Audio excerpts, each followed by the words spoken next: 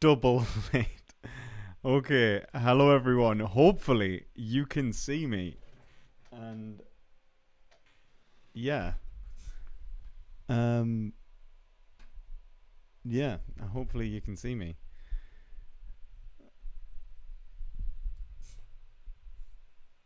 Okay. It's gone. Way, no dislikes. Hide my bottle of water. Okay. Oh, okay. Hello everyone and welcome to my second 6-year veganniversary stream in the last 5 minutes, because in this channel we'll bring you more streams than one. Okay. Okay. It was just a marketing ploy. Anyway, so I hope you're all having a lovely night, and yeah, I hope the stream's running a bit better this time. And I think there was a mix up with the camera. There's no sound. Are you serious? There better be sound. All right, there is sound. Okay, you just lying to us. That's fine. You just don't say these things. I'm fragile. But yeah, I hope you're all having a good night. And as I was saying in the last stream, essentially this is my 6-year veganiversary, which means I've been vegan now for 6 years. And I was saying 6 years ago, I was terrified of the concept. The idea was daunting. I thought I might end up sick. I didn't know the health side of things as well. But I realized the ethical side of things, and I kind of clocked on that the health side of things that I thought in the first place were a lie, and I was also eating terrible anyway, and didn't look after myself and was obese. So, and the main thing that was stopping us was cheesy chips and garlic sauce. I realized that is not a good excuse to kill animals, and here I am today. And it took a while for us to realize and to get here, but yeah, like 6 years now, and it's been unbelievably easy. This whole time has been unbelievably easy. So yeah. Yeah, thanks guys. Thanks for the support. What do you... Oh, right, thank you. Yeah, so and today there's going to be a Q&A with a 6-year-long vegan. There's going to be... Oh, you're 7 years in 9 days. Well, you're 6 years like the rest of us for another 9 days. I think you're better than us on this bloody typical vegan looking to be morally superior. No, like, so we're going to have a Q&A. We're going to have a debate if interspecies, or discussion if interspecies is still game. And what else? Oh yes, I will be announcing the winner for the giveaway for my course, which is now live, an introduction to Western philosophy. So yeah, someone will have won that, and if you entered into that giveaway, well, stay tuned, because I'm doing a random number generation to see who won that. And also, there are two runner-up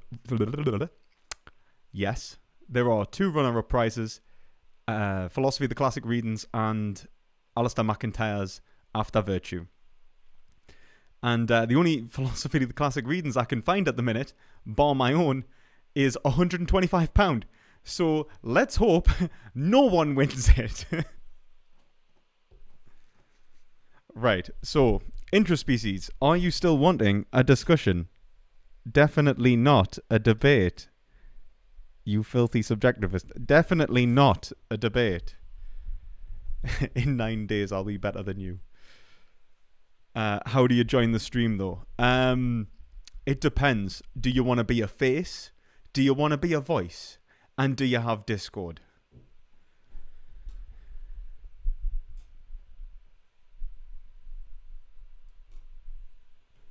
I'm actually going to change the title of this stream to Quickly Wrecking Interspecies. 1 second. Debating. Should I put debating? Yeah, you're getting the debating title. Debating intraspecies. Actually, debating subjectivism, Q&A, and giveaway results. Oh, we're getting fancy, guys. 6-year anniversary, and people are getting things.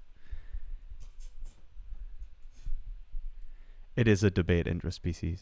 It's a debate. You're the one that chose this life. Okay. Okay. You just get wrecked by Streamlabs. Lost. She's already lost, guys. You all saw it in chat. Interspecies has, what's the word? Conceded? What is it? That's what all the debate bros want. A concession, isn't it? Okay. Okay, now, but seriously, come on. It'll be a nice chat. With a knife. Okay. Actually, probably should send this to Discord. I couldn't send it anywhere out of fear that it wouldn't work, and I would just link people to a stream that didn't exist. New stream. New stream. This is, you see, this guy, you have all been blessed with a new stream. I'm just the most generous creator I've ever met. Destiny doesn't do this kind of thing. He just does one stream. Why watch Destiny when you could watch me? Vosh doesn't do double streams.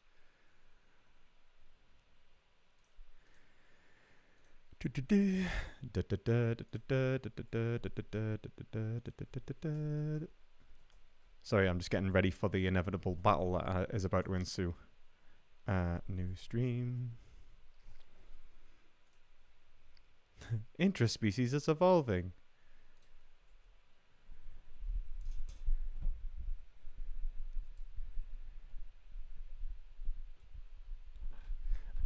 You can join the Discord link in the description and at us if that makes it easy, if you can do that. Actually, speaking of which, I should probably put your channel in the description. Don't know if I should. It's not my preference, and that's the judgments that's how we decide what's right, right? Sicko. Anyway, sorry, I have to. I'm sorry. Intraspecies. Is that like... No, I'm not going to. Never mind, I'm not going to. It's okay. Vosh comes down weirdly harsh on vegans. Right, the reason that... Look, okay. You want a little bit of a base take right now. Do you know why everyone hates vegans? Like, I actually said this to Vegan Foot Soldier that day. He's like, why does everyone hate that vegan teacher so much? Like, why are they going to our videos and getting that, like... They're like, I get why they hate her, but, like, why is it, like... They're going to our videos, even though that they hate her that much. And it's like, the reality of the situation is, they need to hate them because they wouldn't be able to establish their bad faith identity without them. Vegans, right, are essentially the Oedipus father, like the Oedipal father, right? So if you know anything about like sort of Freudian psychoanalytics, in the Oedipus complex, which is basically the child seeks enjoyment from the mother basically gives enjoyment to the child, except for the father preventing and demarcating the mother for the father's enjoyment and like as a partner and so on, just as much as the child. And so the father castrates the child, not literally. Please no one do that. Please. So essentially, the limitation of desire is first introduced by the father or the mother, dependent upon the complex that's developed. Now, or any other, it's a signifier, so don't worry about it. Freud didn't get it right, Lacan got it better, but it's a signifier. So anything that restricts desire can be related to the Oedipal father, okay? It basically tells you, hey, wait a minute, you're not allowed to do that. You know, go do your chores and don't do that. I mean, obviously that's actually a much later stage, but still, go and do your chores, baby who can't walk. Me and mom are going to the cinema. And that's child abuse, but but it relates essentially to the restriction of desire, and the restriction of desire makes you hate and loathe that individual because they are telling you that you can't fulfill your essentially your drives, and so you become like murderous. The Oedipal father, the child seeks to kill their father. Now, obviously, it's not legitimate like that. It's not so straightforward. It's obviously metaphorical. But vegans really do exist as an eatable father to our culture. We say, like, look, we are demarcating the limits of desire. Do not express your desire in that way. Eating meat, dairy, and eggs is wrong. It causes harm. And so we're instantly met with hatred. But in the hatred of vegans is the establishment of their own identity, like in the child. I am me because I am separate. I'm designated by the other. So Luke Skywalker, is for example, has, his father, which is, Darth Vader. He is understood in reference to Darth Vader. Throughout the whole, series, it is a juxtaposition between Luke and Vader, light and dark. And ultimately, that's the same thing with vegans and non-vegans, except vegans are actually the good side and non-vegans are the bad side. So yeah, that's there you go. I hope that explains that. Check your Discord. I've been added. Oh, have I? Okay. Hello. Here for the debate. Right, I'll just call you because it'll make it easier. Okay, I've sent you a friend's request so that I can call you. Are you allowed to debate your friends?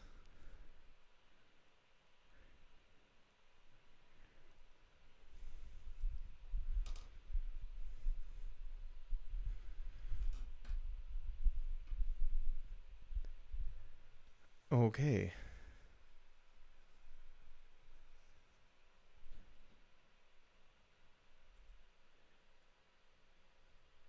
I thought didn't that work?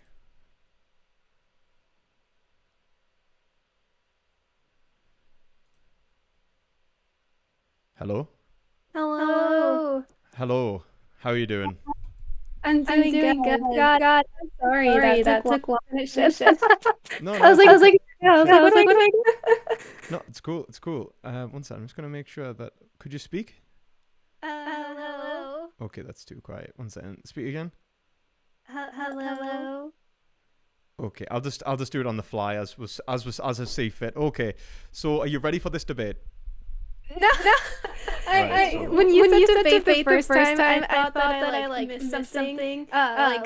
During our exchange, I was like, did I agree to a debate on accident? Because I totally don't know enough about metaethics. This debate, but 1 second, guys. I'm ready for the not debate. Has the echo gone?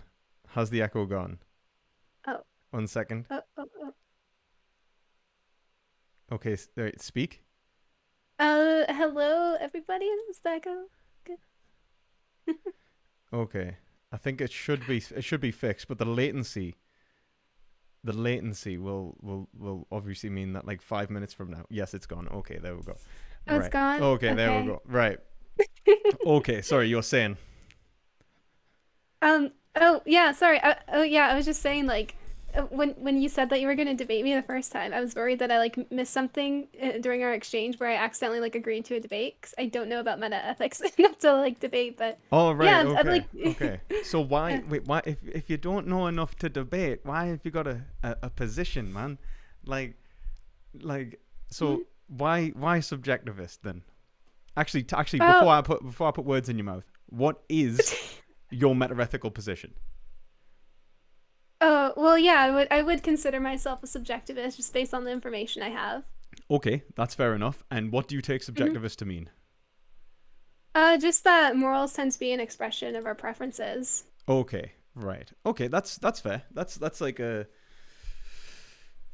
because subjectivist is a form... So you would say that, and those preferences, I'm not to get overly convoluted, but when you say a preference, do you mean something non-cognitive, or do you mean something that something that you think about? So is it something that's is it an urge or a desire, something that comes prior to you thinking about it, or is it something that comes after you think about it? Oh man. Well, I wouldn't. Oh Jesus. Urge or desire or something that comes. What do you mean something that comes after an urge or desire? So something that's cognitive would be something that you've thought about. So you'd be my values are I really like chocolate cake would be a cognitive statement. but it relates to your like preferences, like it relates to your desires. I think it all bottoms out in non-cog anyway, so I'd probably rail into this anyway. But it's cognitive. If it's non-cognitive, it would be like boo and hurrah, which is emotivism. Oh, So like if I stood like if someone stood on my foot and I was like, ow, that hurts. And what I mean by that hurts is the expression of ow, the pain. And all I'm doing is expressing that. You see what I mean? kind of. It sounds like from what you're saying, it sounds like I might take it to be a non-cognitive stance. All right, that's actually much Maybe. harder to argue. Yeah, it's actually okay. So like that's fair enough. If it's non-cognitive, then you would say that an individual's like so like actually so why do you think it's non-cognitive? Like well, not necessarily non-cognitive, but why do you think it's subjective? Like from your position, why do you think it relates to preference? Why do I think morals relates to preferences? Yeah, why do you think morals relate preferences? Because I think when you start exploring it, like pursuing like the line of reasoning, like why do you think this? Why do you believe this? Once you start going down the line long enough, eventually it just kind of gets to the point where it's like, well, I don't really know. I guess that's just how I prefer the world operate. Um, because like, well, yeah, I guess that's about it. Do most people do that? Like, so if you were to like, so like, if I talk to most people, like, so if like I did a little bit of street activism a while ago, and when I was talking, I talk to people, I go like, like, do you think it's wrong to kill people and stuff? And like, if you ask them a lot, like, they mightn't have an answer to the question. Like, I think a lot of people don't understand philosophy. They haven't thought about it. I don't blame them. Do you know what I mean? My God, who would waste their life doing that? Ugh. But but but in terms of I'm joking, by the way, and just in case, I just don't want anyone to be like genuinely. I actually am doing philosophy, so I'm not actually railing into philosophers. But the thing is that the thing is that, and I just realized you're a philosophy grad, aren't you, or an undergrad or something as Oh well? no, no, So no. I Oh probably, no, I'm not. but Sorry, I saw that in the Discord. Like oh I right, so you're I not don't okay. study philosophy. All right, No. that's fine. Okay, right. So essentially, when you ask most people like why they think something's wrong, they're probably not going to be able to tell you what they mean by the word wrong. Like they're not going to know the meta ethics. They're not going to know, that the ethical studies that have taught them it's right or wrong. They've just been conditioned from being a child to understand, hitting your sister's bad, and going to the cinema with your family on a Sunday or a Saturday or something's good, and if they're religious, then it relates to God and stuff like that. But then a lot of our ethics was in direct relation to something like religion. And then so for example, a lot of people thought that good, bad, right and wrong related to judgments that were passed down to us from God. But that ultimately was instantiated in reason. Like the God said these things were good and bad, that's why they are good and bad. But also we can discover it ourselves, which is typical like kind of religious like theological positions.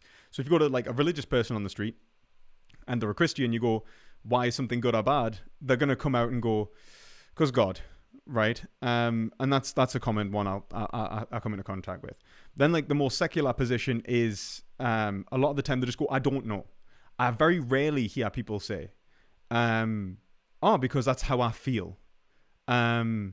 Or they'll go like, well, I think it's like that, but they haven't really, like, if I ask, I mean, I'm not gonna lie, like in terms of philosophy, and I mean, if you watch any Destiny debates, even Vosh debates, when you talk to ordinary people with philosophy, you can just bamboozle them in like 2 minutes, because most people haven't, like, if I said like, something about like metaphysics, like I started asking like, well, what makes a chair a chair? They're like, well, what do you fucking mean? Like it's a chair? Like what are you talking about? Like this isn't really like I don't think that it necessitates that just because an individual cannot answer the metaphysical foundations or the metaethical foundations of that position, that it like instantiates subjectivism. Do you know what I mean? Hmm. So like, Oh, sorry. yeah, so like, Sorry, I thought my mic stopped working, so I was oh no, sorry. it's okay. So when people like when it like the only people I've ever heard that say it like falls down to preference are people that have really just started to engage in philosophy, atypically, or they are just philosophers who operate on the other side to me. Like, like for example, Dave, my friend who's doing a PhD, and it's absolutely terrible because he's absolutely wrong. There you go, Dave. He he actually he's writing on religion, so he's not wrong on that. But in terms of ethics, he's absolutely wrong. Shadow, if you're watching, you're wrong as well, and I want you to know that. And so like no, but the thing is that like they have arguments relating to like metaphysics or metaethics, but in terms of like the average everyday person, they couldn't relate like. They couldn't instantiate something like science, but they would say it's objective. And then if you say, why do you say it's objective? They'll go like, because it's, physical. And then I go, well, why is something physical objective? And then they go, what? Like, I don't even know what you're talking about. So like, this is the kind of reality of philosophy. It confuses a lot of people. And so I don't necessarily think that subjectivism's instantiated just because most people can't answer the questions. I'm not going to press you too hard on your position because I don't think that would be fair. Because you said you think it falls out on preferences, but I'm still going to press you hard on your position. So what is it like that you think is preferential about? So if I said like killing is wrong, you just think that relates to someone like feeling bad about killing?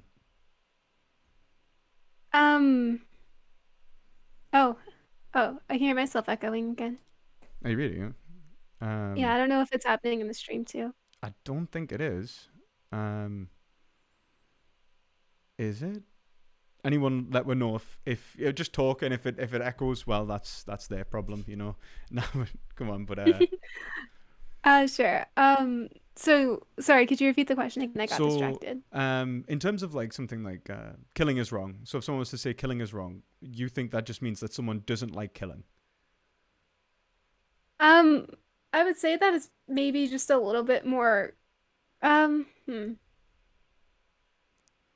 was gonna say I think it might just be a little bit more complex than that in some cases. Like maybe it's God. Yeah, see, this is what I meant when I said I wasn't used to meta-ethical discussions. I guess I'll just go with yeah for now, and then as I learn more, perhaps my position will change. That's fine. So how do they know they don't like it? It's probably just influenced by like environmental factors. So you think that like it's socio-political? So like I was born in England, and in England we're all taught killing is bad, so then I'm conditioned to feel bad when people are killed. Yeah, maybe it's probably like a combination of that, and then also them just thinking about it on a more on a deeper level. Like what are the implications if killing was okay? What are the implications if murdering people was like fine?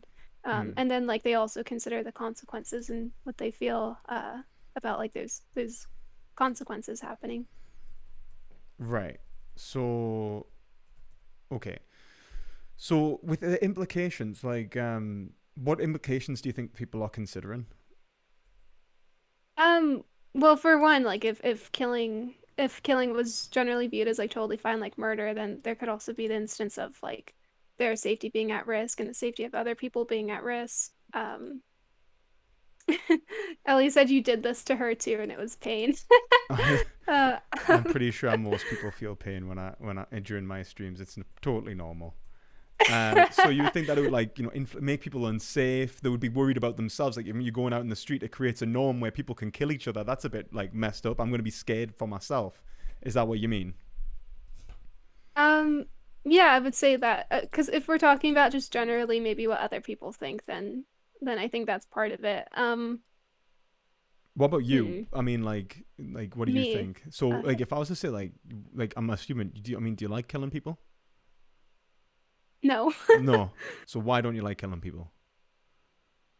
Well, the thing is, I'm like tempted to just start going into like rights, but then it's like, well, why do you have those rights, right? So Right. Yeah. Well, I mean, like you can go. So you think that like people might have a right to life, but okay. So yeah. So why it's why like do a you think that moral, matters moral then? right generally. Sorry, what? So why do you think that would where do those rights come from? Yeah, that's the that's the thing. This is a question that I've been concerned with. I'll be honest, I'm not entirely sure. I think it's just I think at some point it just gets to a point where perhaps you're just moral dumbfounding a little bit once you reduce it down far enough.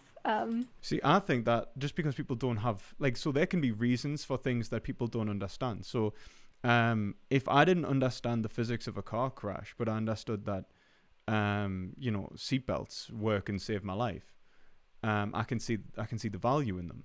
Do you know what I mean? So Mhm. with rights, you can see some of the value. You can go like, well, it makes me feel like yeah, some of the value could be like it's safe. It makes the world a safer place. And people want to stay alive, so it's good for them, and they can experience and understand the value in that. Do you see what I mean? But without understanding the deeper conceptual like network or like of reasons that have produced a justice system which has over time created rights. A good example is the police force haven't always existed. The police force are a pretty recent creation in terms of like human history. They came around because I think it was Henry V, because all of the nobles were killing each other because of blood feuds. So one person would get murdered, somebody else would get murdered, and it would just go on until entire noble families were wiping each other off the face of the earth. Knowing this was terrible for him being a king. It's like, shit, well, we need the police. We need something that we need we need a system which prevents this happening. We need people to intervene and stop these people from murdering each other. And so we ended up with the police force, right? And that was done because there was a reason to produce it. Now, obviously, over time, this has become more and more complex. I mean, the law is its own subject. It has its own reasons behind every law. Some of them good, some of them bad. But a lot of the time, the law has justification, like do not kill or do not thieve, and they relate to the well-being of the population. Now, this is where I would say that the average individual gains their intuitions from. I would say the average individual gains their intuitions from the codified structures within our institutions. They're taught from being at a young age that there is a right and a wrong, and it relates to these notions that have been produced by people who've had reasons to produce them, who've worked out the reasons for them, and they're objective. They just don't know why they're objective. Now, in terms of rights, I would say that comes down to the value of an individual's life. And I would say that the value of an individual's life is inherent. You experience it. You experience the value. But in trying to experience the value of your own life, I don't know if you've heard of social contract theory, and there's also other cases for why people work together and produce, law-like constructions in order to meet their own ends. But I would say it's even prior to that. I'd say the understanding of yourself already creates a self-association. So would you say that people inherently value themselves or inherently value at least aspects of their lives? Probably, yeah. Okay, and do you think that can be denied? Do you think that an individual could deny having a value experience in the world, like deny their own subjectivity? Deny their own subjectivity. Do you mean? Like pain and I'm not pleasure. sure what that means. Like, do you think an individual could just turn off that pain and pleasure? Oh, no, I don't think so. Do you think that everyone has pain and pleasure and must always accept that it's going to be part of their lives? Are we talking about generally like excluding like sociopaths and things like that? Well, I mean, they've still got to have it as part of their lives. I mean, like a sociopath still feels like if they step on a nail, Oh, okay, yeah. like having a pain response, like simply experiencing, we're not talking about anything bar a first person experience right now. Hmm. Do you think that everyone has a first person experience of pain and pleasure? Yeah, that makes sense to me. Okay, and do you think that they could ever deny it? Like, could you make an argument that you don't have pain and pleasure? I mean, you could probably try. I just don't think it would be a particularly good argument. Right. I don't think there could be. I think that the end of Cartesian reasoning, like if you've heard of like the Cartesian method, if you go into Cartesian doubt, you end up with just, or like most highly skeptical positions, you end up basically with just a non a non ref like a non signified experience, and by that I mean like non-linguistic. It hasn't got any explanation, but you still experience and things are happening to you. This isn't a choice, right? Like the feeling of like cold, hot, like pain and pleasure, these things are happening to you, and these are, I would argue, undeniable. These are like something that, and in that there is inherent values. So I'd say that there is an inherent value happening to you when you have a pain response. You could not help but experience negativity. And the same thing with a pleasure response. You can't help but experience pleasure. And in that, it's, you could have a different psychological experience of these things, but then that just creates complexity in which, so if you take like the sadomasochist, they might experience pain and pleasure at the same time, but they experience what would atypically be normally pain, but as pleasure. But it's a linguistic difference. The value in their experiences is always going to be a value. Like there is always going to be some value there. And so you're going to want to know what the value responses you have with the world around you are. So like, I want to know what is my favorite food, and I want to know what foods I don't like. I also want to know if I'm going to put myself at risk, or if I'm like a risk of death, or if I'm going to be at risk of suffering or any negative consequences. I'm going to want to understand this positive and negative experience that is happening to me. And so I'm going to need self-knowledge, right? Yeah, like just, yeah. Yeah, would you agree with that? Yeah, like if you want to like be able to assign like some sort of value or understand like the why behind like Yeah, the why, the exactly. reasons you feel what you feel. Yeah. Yeah, and I think you're going to want to do that. I think all people, like in the words of Aristotle, all men desire to know. I think women even desire to know. I don't think he did, but I think men and women desire to know. And I think that he made a very good point there. I think that what he basically says is that information allows you to actively make decisions in the world. And when you are, engaging in the world, it's essentially a problem-solving experience. The more information you have, the more you're going to understand how to gain like good experiences and avoid bad experiences. And so you're going to need self-knowledge. Now, if it's all subjective, then self-knowledge is impossible, right? And I'm going to make that argument essentially that the self could only exist as something to be analyzed if it's not if it's unchanging, but that if it's independent of your interpretation of yourself. So look at it like this. If, let's say I had something, let's say like something wrong with me, so that every time something hurt me and I experienced pain, I thought that it was making me happy. Let's say I am, I don't know, perspective philosophy, and I'm watching a Vorsh stream. That would essentially be that response. I'm watching it because I have the expectation that it's going to bring me some kind of happiness, some kind of joy, but I'm actually experiencing intense suffering. Now, that would be where essentially your self-understanding is not referring to the world very well. And so when you try to express what is your preference, you end up creating something which is actually the negation of your preference. It's actually it's actually something that you desire to be away from, something that you dislike. So you try to express something you like, and actually you're getting something you dislike.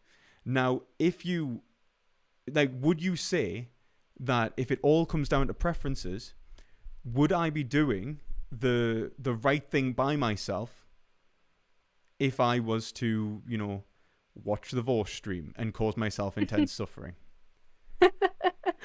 Um,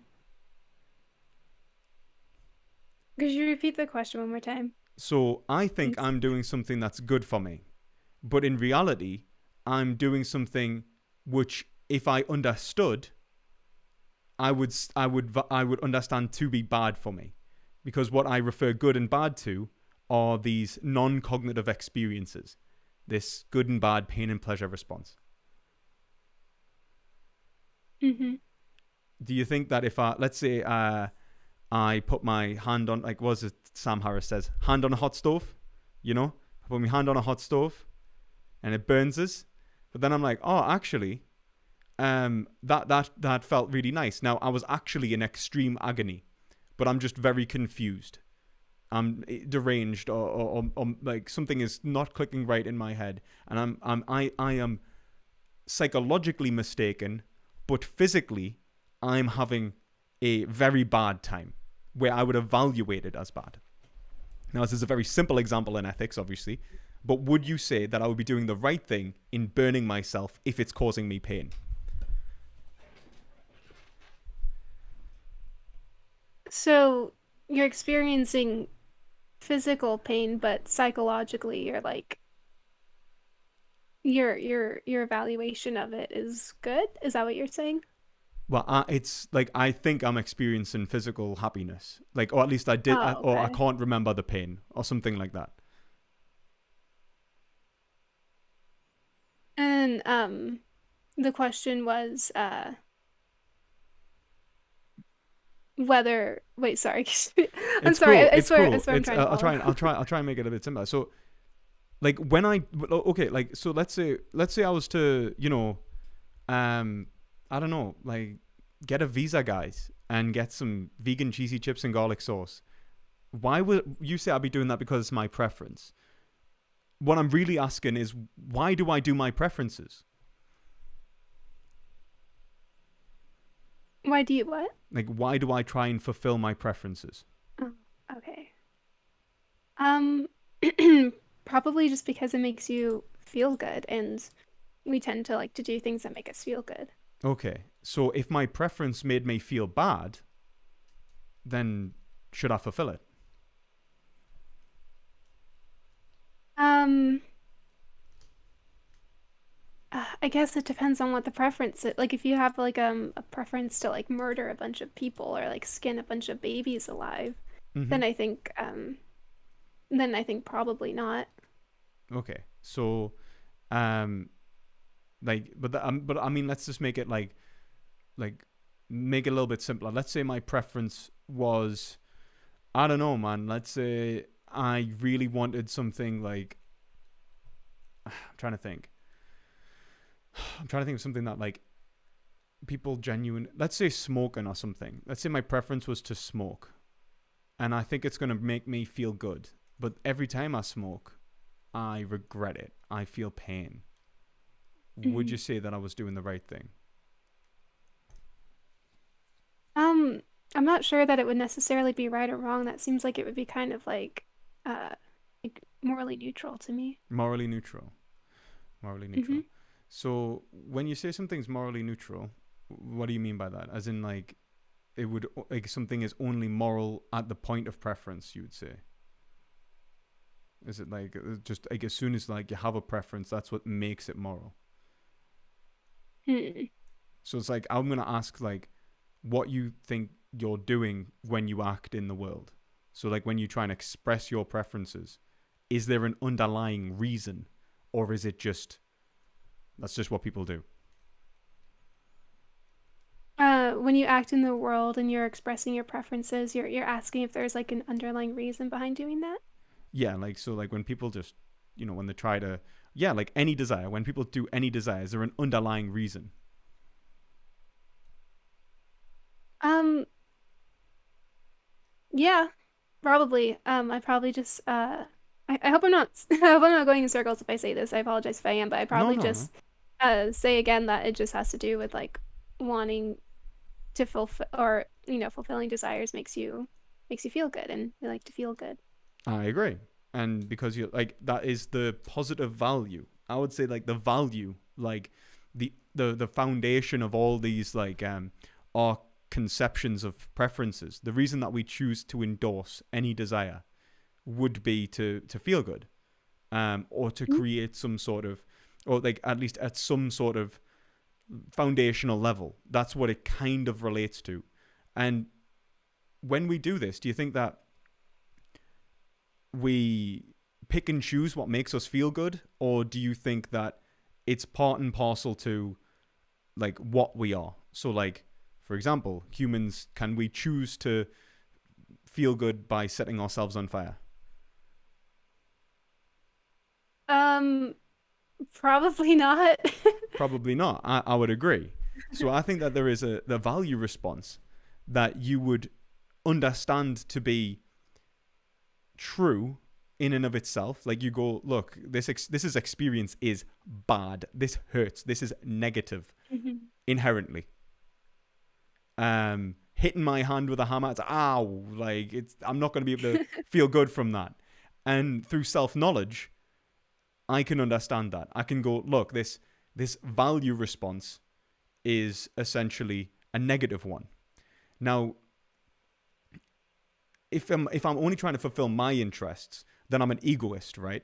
I'm only trying to fulfill my first person preferences. But egoism is an objective stance.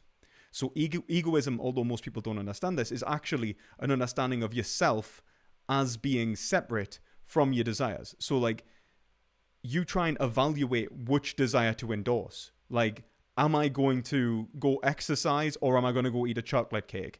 Am I going to burn my hand on the stove, or am I going to use an oven glove? Like, these are the kind of desires that we meet every day, and we'll make decisions based upon these value experiences we understand ourselves to have, right? And so that is in and of itself, if we say that it's not in relation to the preferences themselves, and it's in relation to the value experience, well, that's egoism, and it's objective all of a sudden. It has nothing to do with subjectivism. Subjectivism would be to say that it either relates to our non-cognitive states from which we cannot understand, or just expressing our like personal position, or it's a cognitive attitude. Like, so this would be what subjectivism, quote unquote, technically is, something like quasi-realism, or something like norm expressivism by like Stevenson. So these are like understanding our preferences to be in relation to these like sort of non-cognitive like stances, but they think that it all comes from like inside of us. Now, a thinker called Wittgenstein, around the time of 1957, I think that's when the Philosophical Investigations was released, wrote a book called The Philosophical Investigations, actually, surprising. And essentially, the argument that he puts in that is that our understanding of self, our self-consciousness, is a linguistic construction. Our understanding of our pain and pleasure responses, the understanding of the world around us, all of this that is happening right now is constructed by us, right? But the caveat is, it cannot be private. I can only understand myself in relation to somebody else as well. And the argument he gives for this is what's called the private language argument. So he basically says that you could not construct linguistic concepts privately. And it's a very good argument, in my opinion. I would say that he essentially shows that that it is logically impossible to produce a language that only one person speaks, because every word we use, if it was its usage, has to be separate from our interpretation of its usage. Otherwise, we wouldn't be able to validate, like verify or falsify, whether we've used it correctly. So if I said, this is a chair, and then later on pointed at a table and said, this is a chair, somebody may say to me, well, Lewis, you said chair to that object and to that table. And then I may go, no, I didn't. And my memory would be wrong. And what I'd be relying upon this whole time is my interpretation of a rule which governs the usage of a word, which allows me to essentially understand the world around me. And so this falls apart. My whole world and understanding of the world falls into absurdism if language was private. So language must be essentially objective for it to function. For us to go like, this is a chair and this is not a chair, I need somebody else to go, yes, you actually used that word correctly. And without that, I wouldn't be able to understand whether I have. And a very important word in this case is I. Understanding who I am when I relate myself to objects in terms of identity. I might go, my name is Lewis. This is how actually identity problems very much can occur as well. My name is Lewis. I'm a vegan, and veganism means this, and I'm a Geordie, and Geordie means this, and I'm a YouTuber, and YouTuber means this. If it was private, I wouldn't actually be able to understand what any of those words meant outside of my interpretation of them. Which means that I could say I'm a vegan and then go eat meat and say, well, I am a vegan. This is what vegans do. Or I could be I could be a Geordie and then actually come from London, or I could say I come from London and then be like, wait a minute, how do you a Geordie if you come from London? Like this is a usage which is related to the game that I'm speaking in, which is like at this point in time, I like to hope that I'm at least somewhat intelligible. So in this, like my understanding of self and my preferences, like everything that makes me me has become external from me. I internalize concepts which allow me to self-understand. I gain when you're a child, you might do repetitive behaviors that hurt because you don't understand that it's going to cause the same consequences over and over again, that you're going to have that pain response. It's only when you learn that this pain response will occur by associating yourself with an identity that you can go, wait a minute, back yesterday, I did this, and you can go, I did this yesterday, and it burnt me. I'm not going to do that again because I don't want to be burnt. And you can only do that through language. And so in terms of our ability to understand ourselves, it's actually an external concept applied to an individual. So when it comes to like subjective preferences, I would say the exact opposite. I would say that our preferences are not subjective. Our preferences are objective. Our feelings, like the way I feel in the world, might be subjective, but my preferences are linguistic. So they're objective. How would you feel about that?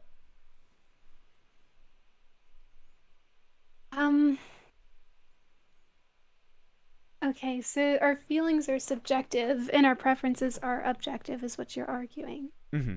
Well, at least our understanding of Okay. our preferences are objective anyway. Our understanding of our preference.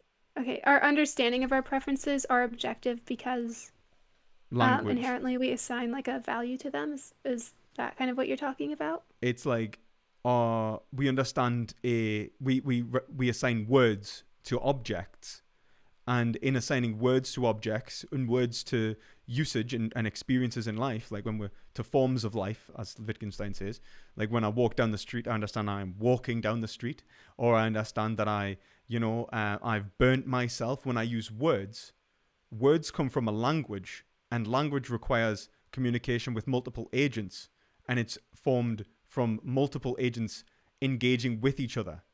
So it doesn't come internally. Like I don't construct a language and self-understanding. I gain a self in terms of self-consciousness, like a self-understanding from language, which is why, if you think about it, all of the concepts, and this is actually Heidegger who said this first in Being and Time, we start as a they. We don't start as an I. We start with an association of like, I'm a member of my family. Like the family, our culture, all of the stuff that we understand in language, our identities are not subject to a private state and come outwards. We internalize them in order to understand ourselves and understand the world around us. Mm-hmm. Okay, so basically, it sounds like maybe what you're saying is that we look at language as a means of sort of understanding our preferences and understanding who we are, because I guess it gives us like the ability to maybe what am I trying to say? I guess the ability to like articulate different things, like our relationship to other people, for example. We can understand that because language enables us to do so. Am I Yeah, following? yeah. But I mean, even understand what's going on. So like, Mhm. so like, as a child, a lot of the time you're very. I mean, I don't know if you remember being a child, but like things can be very confusing, and you only learn. And Jeremy actually really great to put that in chat. If you've ever heard of the mirror stage, children when they're developing go through what's called the mirror stage at about 6 months, where they essentially start being able to understand themselves as an individual. But they only do this in relationship to their parents, which is how people form a lot of psychological issues, actually. And this is the whole thing. This is essentially, if you want to understand, essentially how people gain like parental issues and identity issues, and you want to understand how the internet's such a weird place. This is why the internet's such a weird place. So essentially, the individual's relationship with their parents is their first relationship with someone else. But in that relationship with someone else, they gain an understanding of themselves. They're like, they aren't me.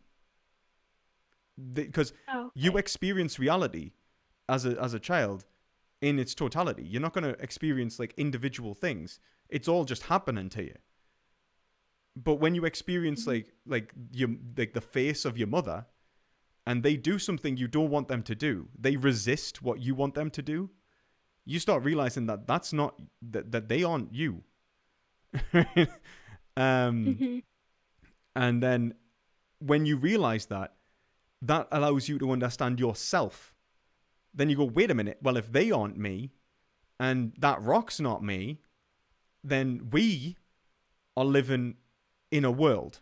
And you start gaining these concepts quite young when your parents start teaching you language. So they start telling you the words to assign to these experiences, and they become more and more complex. And you are essentially speed learning through thousands of years of human interaction with the world when people start giving you more and more complex concepts. So you get like concepts like something like I don't know, like the concept of physics to a caveman would be absolutely mind blowing. But to someone in our culture, it seems very, it's just part of the world we live in. The concept of a car, like think about what or a wheel even. Like these concepts contain information which demarcates aspects of the world which is incredibly complex, from which individuals would have to, work out, like by putting other concepts together and trying to form new ones together. And so there'd be, like, if you think of two people, like two cavemen pointing at, objects and trying to work out, like trying to say to each other and communicate, like aspects of these objects to each other, they would essentially be able to demarcate aspects in their own experiences to each other. But then the only way that they could say that something was right or wrong, and whether they're doing it in the right or wrong way, was essentially to talk about something common. Now, the reason that's important, like this idea of a common experience, is because this means that your understanding of yourself, your pain, your pleasure, all of this is actually understood in reference to something that's objective. You are applying a universal to a particular or to an individual. Like you understand, like you're like I, and not in the Geordie sense. Like I, as a single individual, is a single. Well, actually, I is a single individual. It is me. It is my first person experience. But my first person experience is separate from a third person account, or it's separate from a shared experience. And this allows me to essentially split up aspects of my experience in the world. I understand pain and pleasure in relation to how I engage in activities now. Like I don't have to just do something and go, ow. I can predict whether it'll hurt or not in relation to my past experience, which I can associate with, and the anticipation of a future experience, which I can associate with. because I can go, I will be that person in the future. But without that concept, I wouldn't be able to have that. I would just be first person here and now, present, like an animal. Like animals, for the most part, aren't conceiving of, what's going to happen in 10 years. But humans are, and they make plans and they anticipate because they have language to allow them to essentially understand the world around them. And so when I don't smoke, it's not because I don't enjoy smoking. It's because I know that I won't enjoy the cancer it brings me. Mm-hmm. Do you think that this is like still? Do you think this is still subjective, or do you think that this is getting more objective? Well, I think I followed most of that. Um, when you say do I think this is subjective? What do you mean when you say this? This the way I'm describing like how we understand ourselves. Do you think self-understanding, self-consciousness, is it subjective or objective?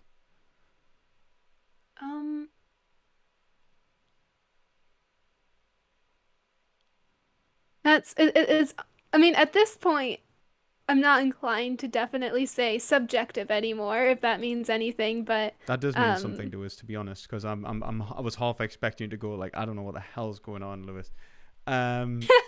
Which would be fair, because it's quite convoluted. The private language argument and Wittgenstein is some pretty hefty philosophy anyway. So like understanding it can actually be like pretty dense. yeah, So yeah. I mean, I am like sufficiently confused, but like it's in a way that's kind of casting doubt onto what I thought I knew, which is why I'm not inclined to say it's definitely subjective right now. yeah. So like take your preferences. Like I like chocolate cake. Like if like those concepts that you've used to form that conception of yourself, you do so in relation to your experience. And so you're applying a concept to your experience, right? You're applying these words to your experience. You're making a judgment. And that judgment could be right or wrong in relation to whether you actually are going to have a pain or pleasure response. And so somebody outside of yourself could tell you that you are right or wrong in how you've used those words. The best example, I think somebody said it to me the other day, it was Marty, actually. It was Marty from the philosophy chat. He's like, we've all had, like buddies where you go, like where he thinks like he knows, like he's happy with this girl or something like that, but it's actually bringing him misery or something. I think the best example, like, and the most relevant one for me is alcohol. I think I'm going to enjoy it, and then I feel sick, and I'm like, why did I do this to myself? And then I'll do it again and again. and this is the reality of like the irony of the subjective, Hegel calls it, where we think that the rules don't make sense to us. Like if I go, my understanding of self, actually, no, I'm different to everyone else. I'm different because I do enjoy this. And then I feel inevitable suffering and go, oh, wait a minute, I was wrong. This wasn't worth it. Our understanding of our value responses has come from a common experience of them. Like multiple humans have gotten together and went, actually, all of this really hurts, or like this will cause you pain, because I can associate with myself with something like I'm a human, and as a human, I can get cancer from smoking. But if I didn't associate myself with these concepts, and I didn't understand myself to be associated with something that is not subjective, not internal and private, then saying that I would get cancer and feel pain wouldn't make sense. Mm-hmm. You see what I mean? Now, one of the things I want to say from that is that this is even assuming that we began from a first-person account. Now, what I would say is that the first-person account isn't actually how we would have experienced reality. It's hard to explain, but most people assume that they have always been, someone who's experienced reality from the perspective of I look through my eyes, and so that's how I've always experienced reality. And it's like, yeah, you've always looked through your eyes, but the way you experienced reality before you hit the mirror stage was non-linguistic. And so you wouldn't have associated certain conceptions of self and objects and so on like that. You actually wouldn't have had a notion of who you are and what you are. You don't have value interactions with the world. You would have value interactions with the world, but you don't have any self-knowledge. So most people assume self-knowledge, and they think they've gained this through inner experience. They're like, I know who I am. I know what I want. Now, I want to say is essentially, this is all a socio-political construct. This is all being created by our culture. Our desires have all been sublimated, which means essentially conditioned, to be expressed in a certain way, which is why so many people consume meat, dairy, and eggs in the first place, because they associate that with the consumption of food. They've never actually given it a thought of whether it is the right thing to do or the wrong thing to do. They just do it. And they don't understand the underlying reasons for why that has even occurred. They don't understand that maybe it happened, a couple of thousand years ago because of, let's say, food scarcity, and it just never left. Or maybe that people were doing it because it was a pleasurable thing to do, but that pleasurable things to do aren't necessarily the right thing to do. And so what I would say is that these universal concepts, specifically the one of value, if the way we understand that concept is ontologically, which means being, ontological means being, which means like what it is. If I was to say that ontologically this is a camera, like a camera is the word, the ontology of a camera, or the ostensive definition of a camera, is the actual camera in front of me. So that would be like the ontology of a camera is the being itself. So the being of value, which words are actually constructed in relation to, in reference to, cannot be private if it can't come from me. And if it can't come from just you, then it has to come from us all to be applicable linguistically. It has to be universal. And if it's universal, then when I talk about something being valuable, something being good or bad, I have to reference every experience of good and bad.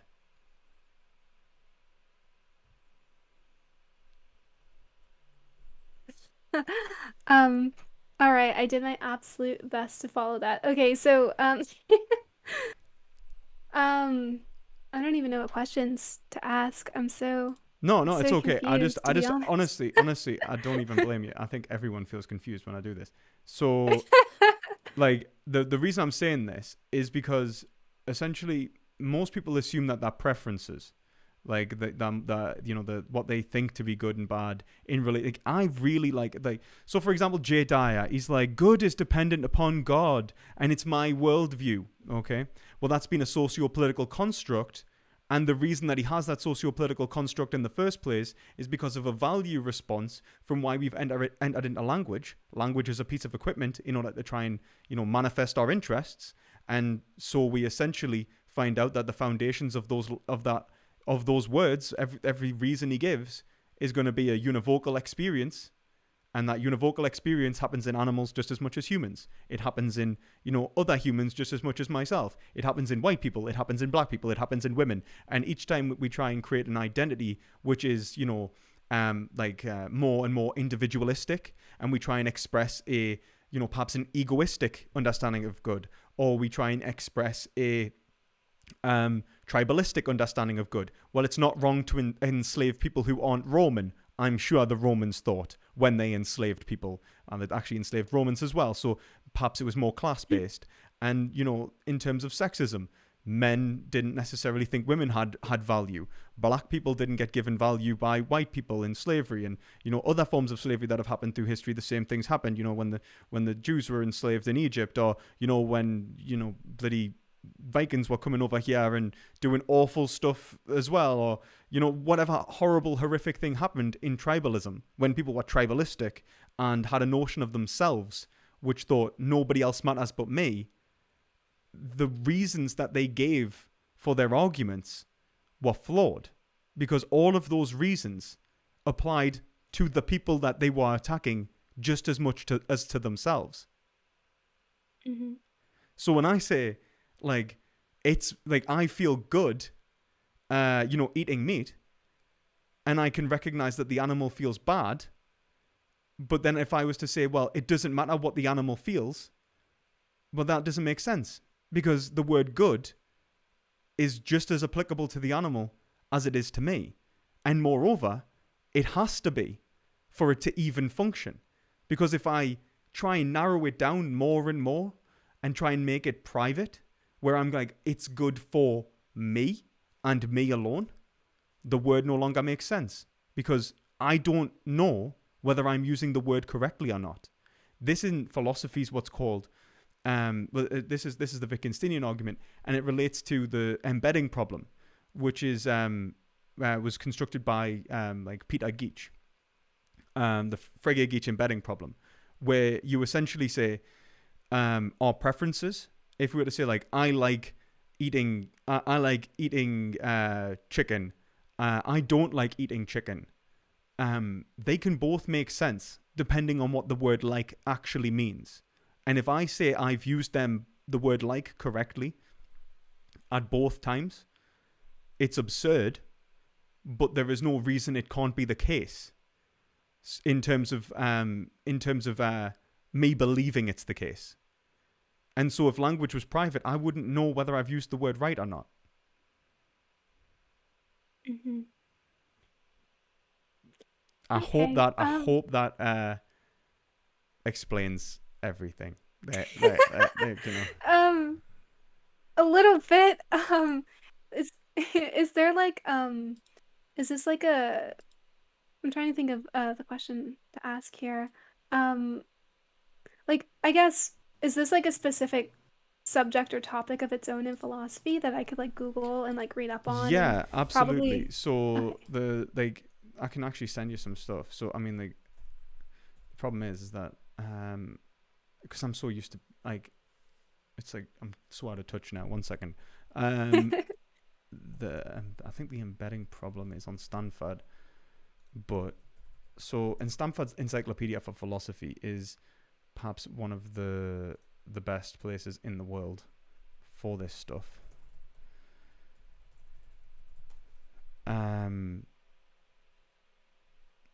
Let's see if I can find it. I know that it's on one of them because it does a really good example. Because I feel like right now, like pretty much everything you've said is like completely new to me. So I feel like I'd probably have to familiarize myself with this more. Oh, absolutely. And then we could have like a better discussion. Oh, 100%. Like you can come back and tell us exactly why I'm wrong. You can be like, no, Lewis, you are dumb. This was dumb. You can fix that right now. So here is the embedding problem. That's in the chat. That's moral cognitivism versus non-cognitivism. It argues that a cognitive approach can remedy the embedding problem. Maybe, but then the issue is you end up in what's called phenomenalism. If you try and say that I'm a subjectivist, but I am, so if you say so essentially if you were to say I'm a subjectivist and it's all about preferences, but preferences are actually cognitive in relation to something like, I don't know, behavior or something, or actually less to do with behavior because that would be more objective. So you say I'm a subjectivist and it's in relation to I'd say it's cognitivist. That's the thing. You say I'm a cognitivist and it's only a language. It's socio-political. It's all cultural, you know. Right and wrong is a socio-political construct. It's a language game. This is what's called phenomenalism, where it essentially there is no reality beyond language. If you get to that point, let us know and I'll tell you why it's wrong. Right. Okay, I'm writing it down, so. All right. Okay. Let me take a look at this link too. Oh, I closed it. 1 second. Okay, yeah. Oh wow.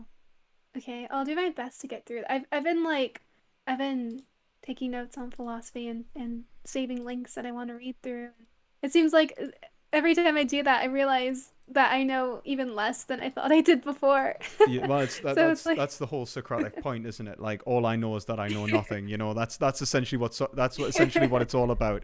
You know, and to be entirely honest with you, like, this is the reason I say that, like, I don't think it matters that most people don't understand the underlying reasons for why we have these laws is because a lot of the reasons have been debated by philosophers, like, you know, people who've been in the justice system and so on for like thousands of years now. And like, I don't expect everyone, like, they, I don't expect like a mother of 5 or something to take time out of our day to like go and research why it's wrong to kill people on a meta-ethical level. They can just accept that, like, they can accept that philosophers have, the techne, and if they want to get into philosophy, absolutely, buy my course. But I don't expect everyone to have to understand the inner workings of ethics. I think that would be, I think that's just, it's nonsensical. So when I see people pulling people up into meta-ethics, a lot of the time, it's like, what are you doing? It's too far. Then again, that's exactly what I do on a day-to-day basis. So the only reason I do it is if there's a meta-ethical problem. So if people, for example, don't realize a contradiction in their worldview, like I love animals and I eat them, or something like that, that's going to relate to meta-ethics, because then I go, well, what does it mean to, like, if I go, what does it mean to love something? What does it mean to do the right thing? What does it mean to do good? Then I can kind of talk them through it. But that's when people, I think, should start having conversations with philosophers, rather than like, I mean, some people work it out by themselves, no bother. I think you're a vegan, and a lot of subjectivists I've talked to are even vegans, because they just remedy it on the side of animals. And a lot of the time it's intuitional. They're like, well, in my culture, I've been taught this is good, and like pain is bad and pleasure is good, and I'm inflicting pain upon others, and I can see how this is, kind of come around. And so you go like, well, wait a minute, like I'm doing something which I think is unethical. Like this isn't, I think I believe in equality, yet I'm doing something which is perpetuating inequality. And so they essentially remedy these points. But, and people can do that on a normative level. But when people get really confused, so like you get your like kind of like Elliot Rodgers kind of talk themselves into being a serial killer because they think that nihilism is true or something like that, then I think that it's time to talk to, well, a therapist for one, and then two, a philosopher, someone that understands ethics, to go, wait a minute, this is why your reasoning's flawed. So yeah, I think that that's it. Yeah. But if you've got anything to ask, or if you want to, if you want to answer some questions or talk to the chat at all, just, and remember, guys, actually our channel she's called Intraspecies, and our channel's pinned in the chat there. So yeah, check it out. Yeah, I mean, I really appreciated this conversation, even if like I was failing to follow a lot of it, because I think the fact that I was failing to follow a lot of it brought up a lot of topics that I realized I need to read up on. And I mean, learning more and becoming more well versed in philosophy, like that can only ever be a good thing, So I have more stuff to read. Well, yeah, I mean, about. Like if you need any like reading suggestions, like just let us know, and I can give you like. If you want to understand my position, I can give you reading lists on that. And if you want to understand just philosophy and ethics as a whole, there's a book that I actually recommend for beginners, for like every beginner. It's called Philosophy: The Classic Readings. It's about £30, and it has every philosopher in it for like the past 2,000 years. So just a brief explanation of that position, which, and it's split into little categories like metaphysics, epistemology, ethics, and philosophy of religion. Really useful. So I would 100% recommend that. What was it called again? Philosophy: The Classic Readings by Peter Fosel and David Cooper? David Cooper, I think. Okay, thank you. Took note of that. And yeah, you said it's and like a lot of summaries and stuff of positions. It has summaries of like every philosopher for like the last 2,000 years. Oh, thank you. That's actually really useful. Thanks. This book, this one, right? Yeah. I think I show this off like all the time, don't I? This one, Philosophy of the Classic Readings, and in it, like, it's really useful. It's like, it's got like brief explanations of like all of those thinkers from everything, metaphysics, epistemology, all that. It's really good. I don't, and you know what? Use my Amazon affiliate link. It's in the chat, But so yeah, like there's that, and then. Look, if you want like specific reading on meta-ethics and arguments for and against things, let us know. If you come across a thinker and you're interested in the position, just let us know. Okay, thank you. Yeah, because I think something like that sounds perfect if you're just looking for like an introductory thing. If you're like a complete little newbie like I am, something like that sounds perfect. I use it all the time. Like I don't think that there's anything wrong with something that just gives you like a brief introduction, but yeah, like anything else, just let us know. And thanks for coming on. I really appreciate it. Yeah, thank you for talking to me. Yeah, well, take it easy, and I'll catch you next time. All right, see ya. Bye. Right, guys. Another person has lost their mind because they've come to the realization that objective ethics is true, right? No, absolutely not. I probably just gave someone like some sort of aneurysm or something, unfortunately. But at least she's confused enough to not be a subjectivist. So there we go. Well, that's cool. I think that if I just hope. Thank you for coming on, Interspecies. I really appreciate it. Yeah, it's a brief introduction. Thick. Yeah, but it's actually such a good book. Yeah. Another one bites the dust. Bless. I think I've I might as well just be intellectually I'm just intellectually lobotomizing my opponents at this point. I just enough vocabulary at them until the point where they're just lulled into a stupor. Yeah, she was really nice. I'm glad she was very friendly. Thank you very much, Interspecies. Thank you very much for coming on. I really appreciate it. I think I might actually be having another debate soon, but before that, I should probably... How is morality objective? Oh, actually, if you're interested, I do have a video on this, which I'll drop in chat. Where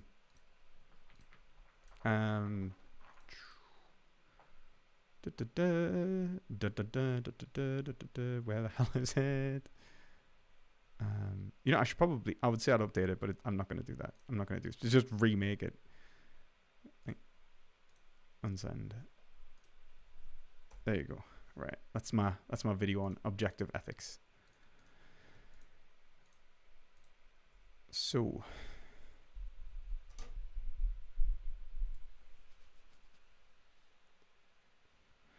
right. No, but thank you very much for coming on, and indeed, it was a very, very nice conversation. I'm glad that we got to have me talk for a very long time, as usual. It's very unlike me to talk. I'm usually I'm the silent type. When you say objective ethics, this doesn't mean universal, does it? No, that there's a separation between epistemologically objective and ontologically objective. The biggest difference would be the reference. So that's why I made the distinction at the end. Like, if she gets to the point of phenomenalism, understanding the world to be purely universal through language, and this to be universal through language, so universal through judgment. But then what it was referring to be non-universal, then I would, bring up the arguments against that. So, for example, Robert Brandom, Hegel, Heidegger, how the formation of language.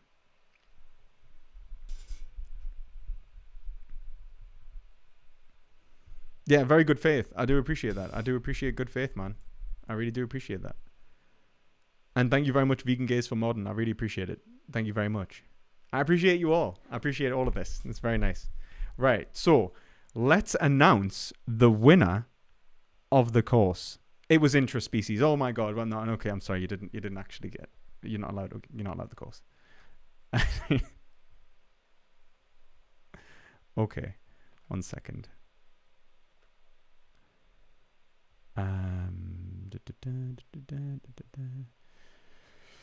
Okay. Right.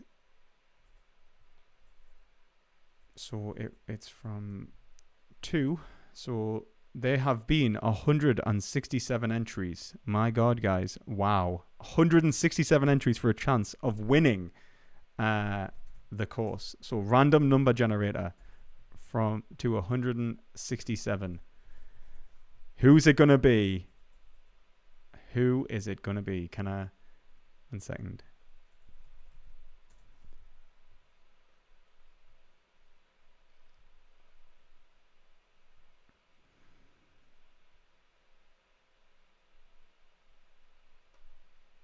Wait a minute, guys.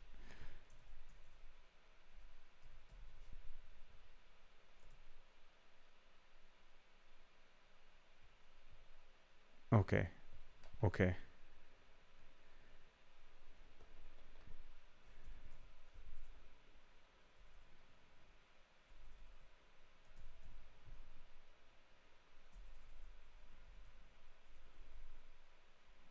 Okay.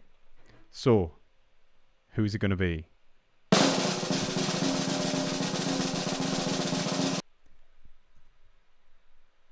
$35. Well done, number 35. Who the hell is 35? It is Camera Fairweather. Well done. You've just won an introduction to Western philosophy. Email me and I'll sort you out your enrollment. Well done. Well done. Woo! Woo! Camera Fairweather!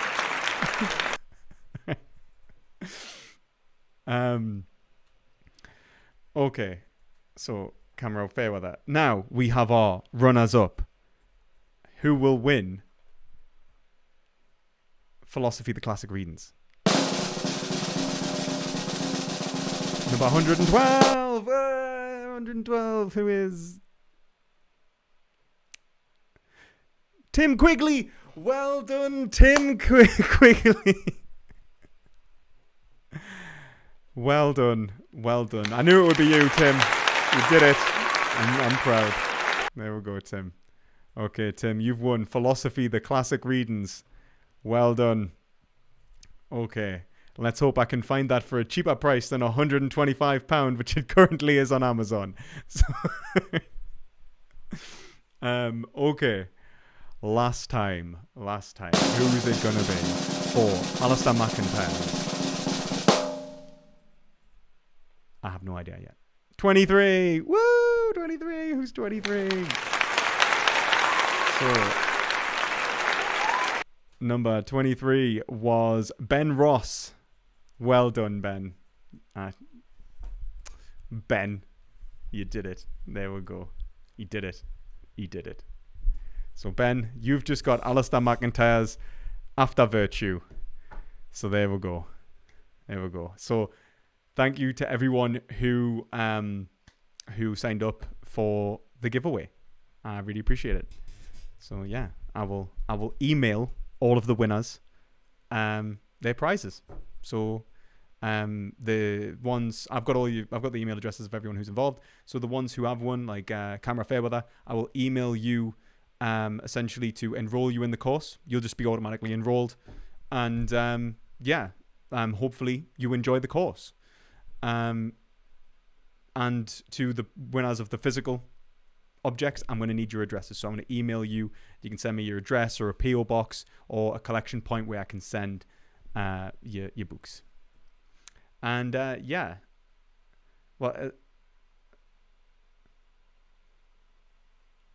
it. What does that say?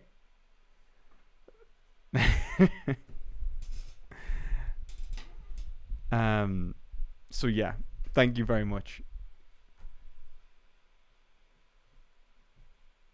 Yeah, we can. Okay, very well done, guys.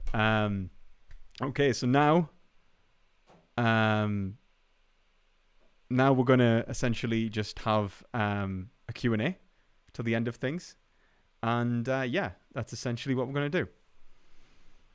So if anyone has a question, drop it into chat, and we're going to have a 20-minute Q&A, and then I'm going to go off and celebrate my vegiversary. If I had planned this, I would have came dressed as a zombie so that you all knew that I died from being vegan.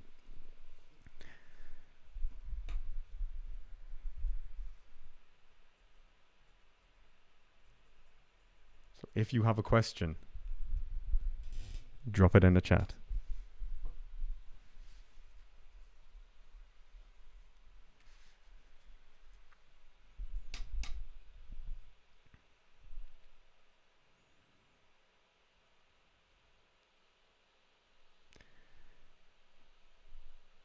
Says you broke, you idealist of a Geordie. That actually does kind of represent me quite well. That's the painful part of it, really. I haven't heard of David. I've heard of it. I've never read it. So, yeah. Can I elaborate on my Hegelian position of revolution? Isn't the point that institutions aren't worth keeping, therefore revolution is valid? Well, the point of so Hegel's not critical of the French Revolution in one respect. He wants to essentially argue that I'm actually going to make this a very quick Q&A because I have to go celebrate my vegiversary, my veganiversary. So Hegel basically wants to argue that revolution it's not inherently bad in the sense that people wanting to change things isn't inherently bad. That's not the problem. The problem is when they destroy the mode of the state, like the way the state functions, the institutions within the state.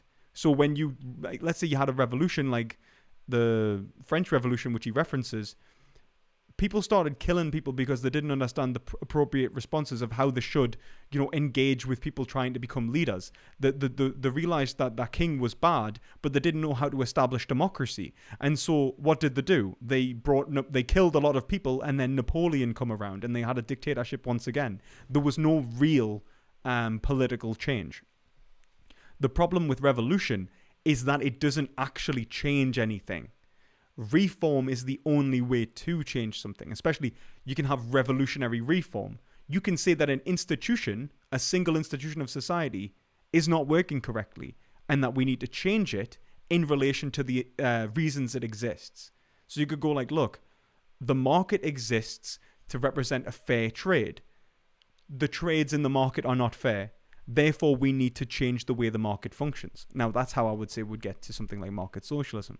But we don't necessarily need to go and execute a parliament and, essentially, establish a communist state. Or, try and establish a communist state anyway, and without the executions. We don't necessarily need to do that. We don't necessarily need to reject all of the good in capitalism. We just need to remove the bad. And that's the difference. Streamlabs shouldn't be given this power. Streamlabs can have any power it wants on my stream. Have I ever turned up to a stream on time? Absolutely not. Who do I look like? Someone who has a concept of time and time management. Opinion on Beyond Good and Evil. Very interesting book. I don't know, man. It depends on what you're asking. Is a opinion on what in Beyond Good and Evil? What is it about it? Specifics. Why should we do what is good? I would say that you cannot help but want to do that which is good. So I'll be there is an inherent value there. To ask why you should do what is good is essentially a mistake. You already want to do that. It's why do you want to do that which is desirable? You do. You already desire that which is desirable. What is good already fits the criteria of the action urging process of the end of your reasoning. It is the end of the dialectical process. Am I celebrating with vegan cheesy chips and garlic sauce? Now, I was actually going to lose weight. I've been trying to lose weight because I've got a bit of chub that I just put on, and I got chunk. And so I probably shouldn't, but I might though. I might. Are you done with this stuff? Will I be back more now? Yeah, I'll be back more, 100%. I'm still releasing the course, and it's going pretty cool. I'm also having some contentions with my university PhD things going on. There's some stuff going on that I need to remedy, so that might take me time up a little bit, but I'll be back way more. I became incredibly burnt out as well, from basically streaming every day and then streaming really often, and then I just kind of just broke as a person. What do you say when someone asks you about idealism? Well, it depends. The context, I suppose. If they're asking what idealism is, I would say it could be best. I think Peter Singer says it best, where idealism can be best understood as ideaism. The world is made of ideas and not of physical objects. That's probably the best way to understand it.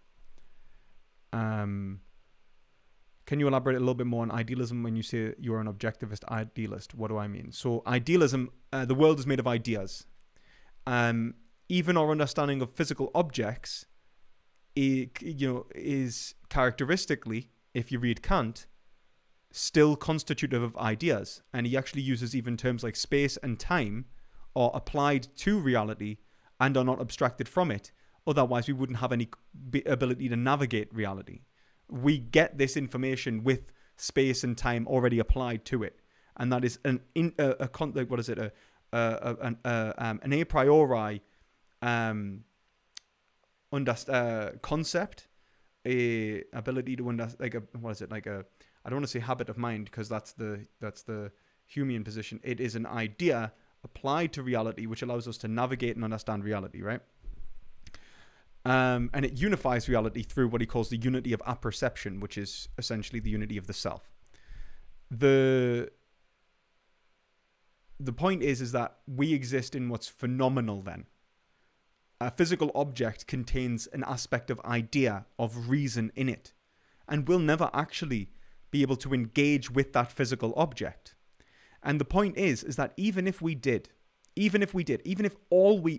everything was abstracted from pure sense data, then we end up with the problem of induction, which Kant has solved with this understanding, and we also end up possibly falling into Berkeley's idealism, which means that if we accept radical empiricism, we end up inside of our own brains anyway, because I see through my eyes, and if I see through my eyes, then this is all a simulated environment inside of my brain, and in which case, I never end up in contact with a physical world. I'm always in contact with ideas. So no matter what, you are in contact to some degree with non-physical being.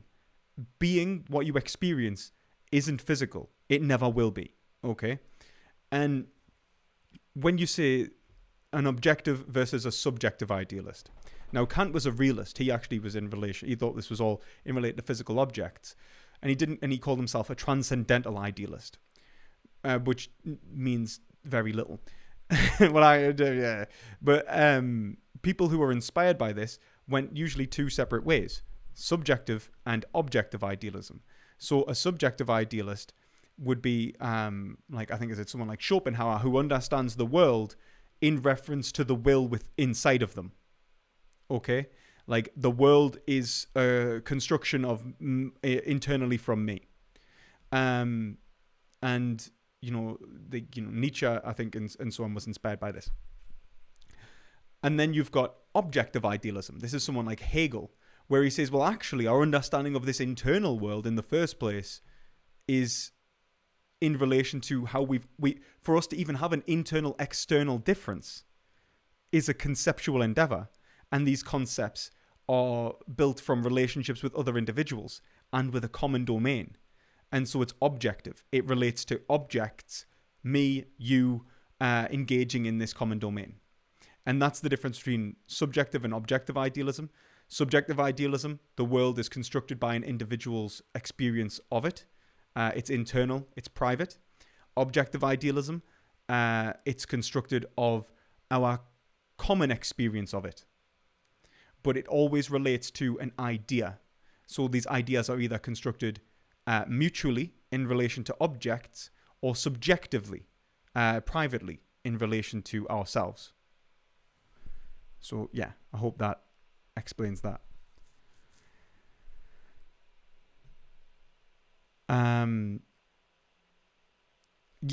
Could I name one or two books that give an accessible presentation of your understanding of ethics and or the ethics of veganism? Ethics of Veganism, I would recommend Peter Singer's Animal Liberation, and I would recommend Tom Regan's The Case for Animal Rights. And I've heard a lot of people talk very positively of Coast Guard's Coast Guard's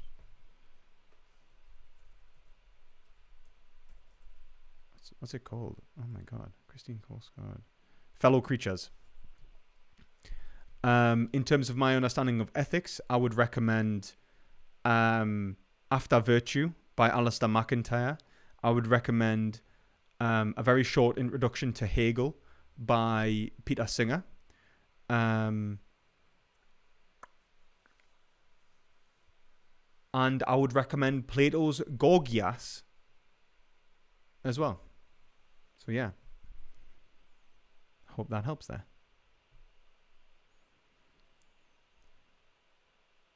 Um,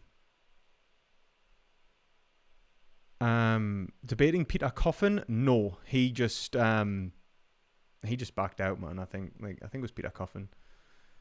Actually, no, it wasn't Peter Coffin. I don't even think Peter. Oh no, Peter Coffin just like, I'm not gonna debate. Yeah, he did. Yeah, he didn't back. He just backed out. Milo Yiannopoulos.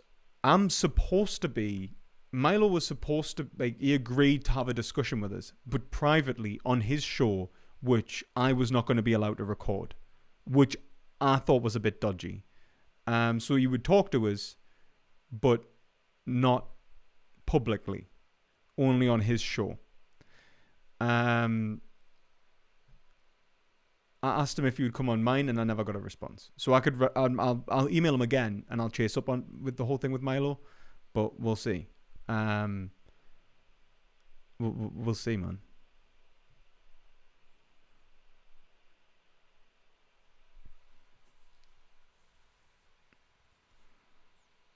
Yeah, there are 70 billion land animals in the world. Yeah,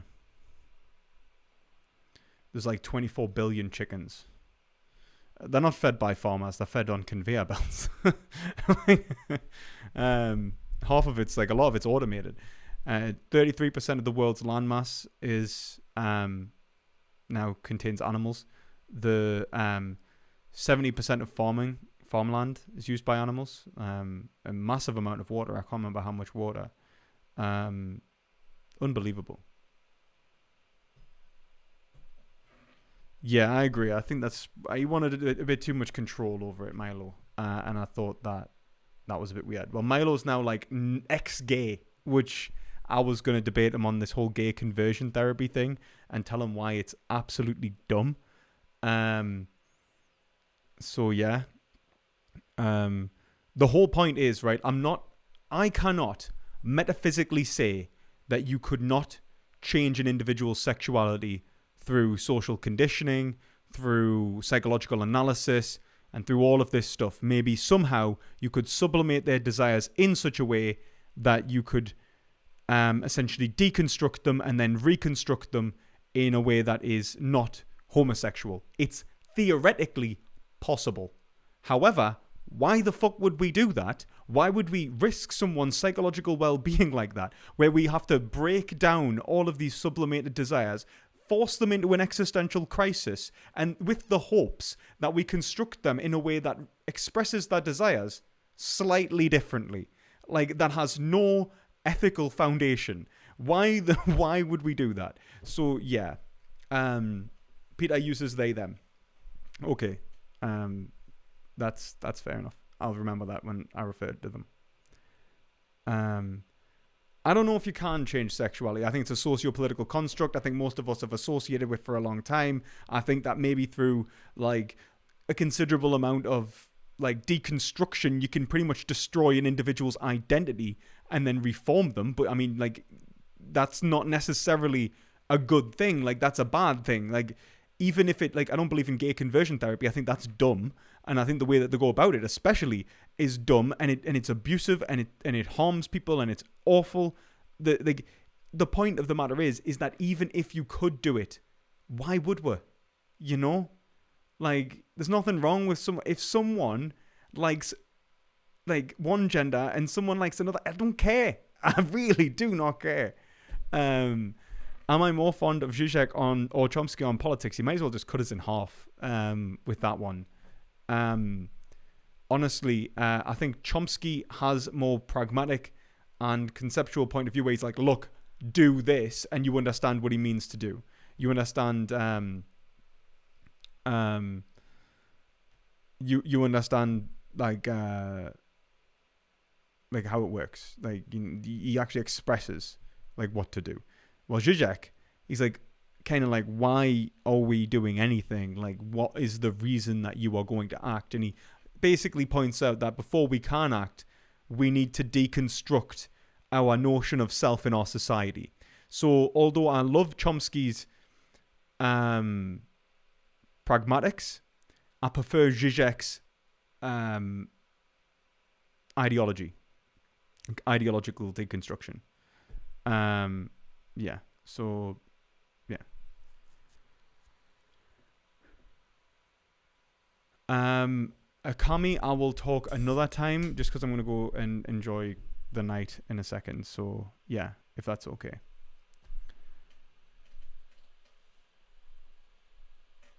Yeah, exactly. There's no ethical foundation for breaking down reality. Exactly. You start breaking down an entire, well, it's not even like that.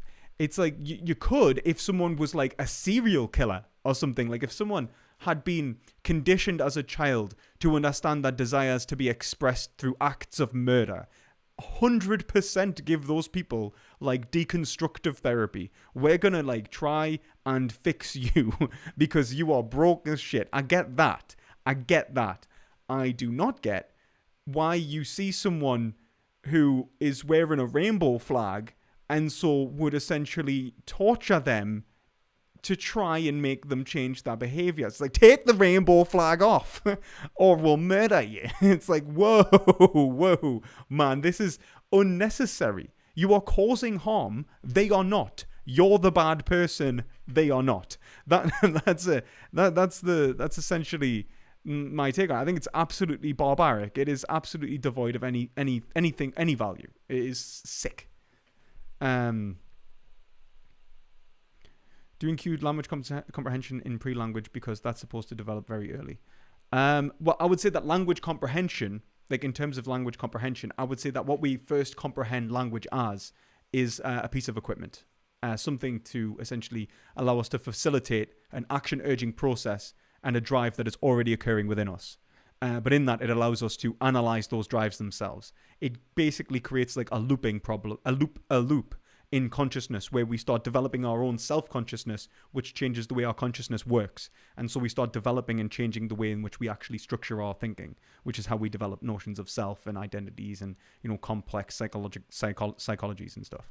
So yeah. It might be worth noting while I have you here that I'm bad with Discord. If you want to talk about the course, please email. Yeah, no problem. I'll email you, man. Please email. You have a Discord. You want to be ashamed of yourself. Running a Discord and never being there. Naughty. Bad.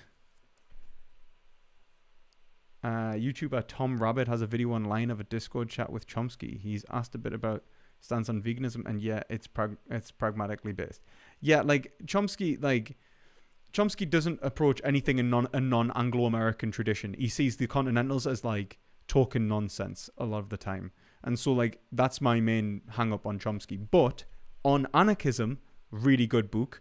So is Manufacturing Consent. Like really good. Like he's got some great points. He's not right on everything. I don't know his position on veganism. I don't think he is a vegan. I don't think he's necessarily pro-vegan. So yeah. Yeah. I'll 100% upload my PhD once it's done.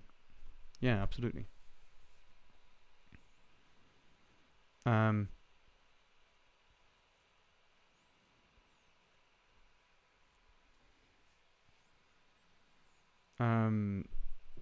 And he did not seem to have the expectation that he would marry.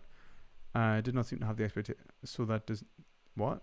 I'm sure he heard Milo reflecting on his conversion therapy, and he did not seem to have the expectation that he would marry a woman. So what does he see makes it a success? I have no idea. I think the guy, I think divorced his husband or something. I think the guy's probably, the guy has clearly had a lot of, like say what you want about him, but I think that he's a guy that's went through a lot of existential crisis. I mean, he's a gay guy who identifies himself as a conservative. He's like a living contradiction. He associates his identity with people who wish he didn't exist. Like, he's not doing himself any favors, really. And it's not to say that conservatives can't be gay, because they absolutely can be, but that the conservative community is atypically not the most accepting community. And the people that he panders to, and he's not just conservative. I mean, let's be honest. He panders to, like, hardline, like, very right-wing people who very much are, in usually some forms of, like, deluded social Darwinism.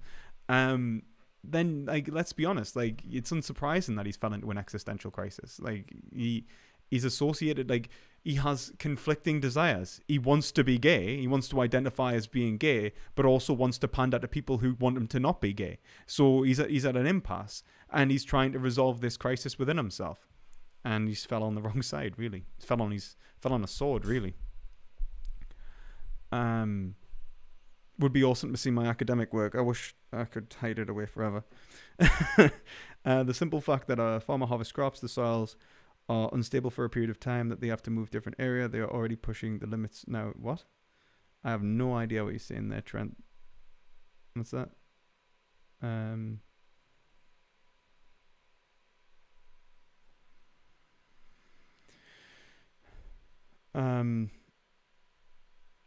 Well, at least he, I don't know why he's not a vegan. It's probably just, yeah. Who didn't answer your question, stupid vegan?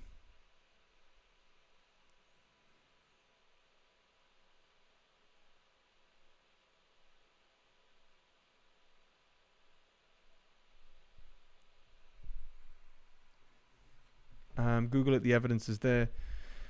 We are cutting down ecosystems. Oh, yeah. Yeah, I know, it's terrible. I completely agree. That's why I've been vegan for a long time, and I think that the environmental destruction is wrong. I mean, it's one of the things.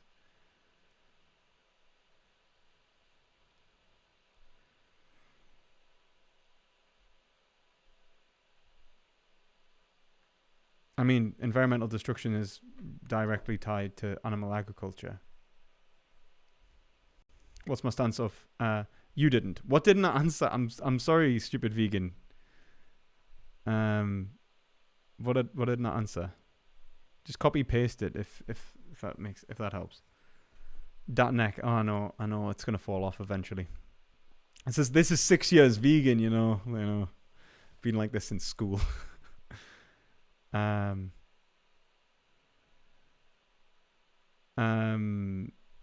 Crop rotation might be dumb, but like crop rotation has to do with animal agriculture, because crop rotation is, it's directly related to monocropping, isn't it? Like, we're monocropping and we're destroying land in order to produce certain crops which are to be more economically viable in a short space of time to feed animals, because we need to feed animals like a lodge.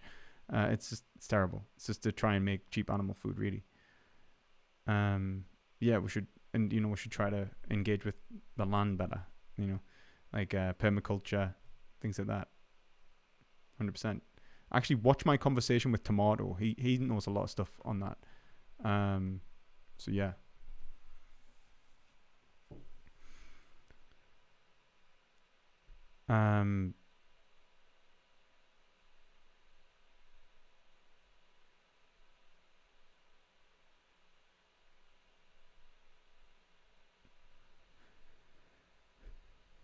I'm trying to work out what I didn't answer, stupid vegan.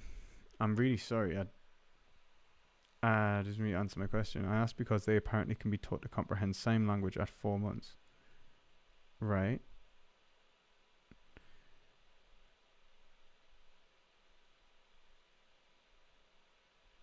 Okay. Do you include language comprehension in pre-language, because that's supposed to develop very early? Yeah, I would say it's pre-linguistic. I would say that it's the motivation, it's the drive to be willing to learn language. It would be like what allows us to enter the language game in the first place, if that answers your question. That's what I was trying to express. Like, language is equipment, and so the reason that we engage with it is because it's like a tool. It would be the same as a pre-linguistic animal using tools, which they do. So yeah. What if the aliens heard the non-vegan arguments? Would they start farming non-vegans? Very possibly, they would be applicable. And aliens exist now. YouTube has taught me that. Russell Brand tells me aliens exist now.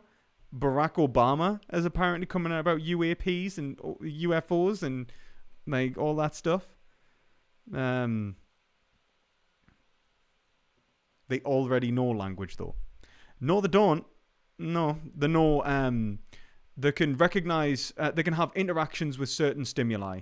That doesn't necessitate language. That means that they can have a response to something. So like they can have a dopamine release at a smile, for example. That doesn't mean language. And they can learn sign language. That's great. That doesn't mean that they have language. That just means that they have the motivation to learn language. They can learn language at like 4 months. That's great. Like they just don't know how to express it. No, there's no evidence to say that. Like none at all. And there's a separation between having a capacity to conceptualize and demarcate objects, right? And being able to hold those objects steady in a linguistic framework. And it's something that Wittgenstein goes very much into. Like there's a separation between the grammatical structure, the logical structure of a language, and it sounds like what you're making an argument for is something more akin to Chomsky's universal grammar. Now, what I would say is that we have the capacity for reason, and we can understand the logos of an object and conceptualize, but we can't hold those concepts steady in order to create a grammatical structure which allows us to, create valid deductive arguments. So yeah, that's that. I hope that essentially, that explains that really.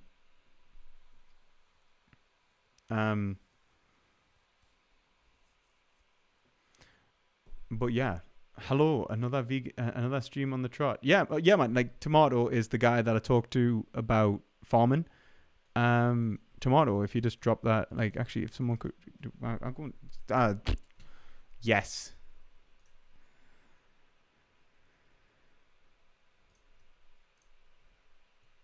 Right. Let's see where the conversation is with you, Tomato. Tomato, where are you? Blah, blah, blah. Where's it gone? Where am I?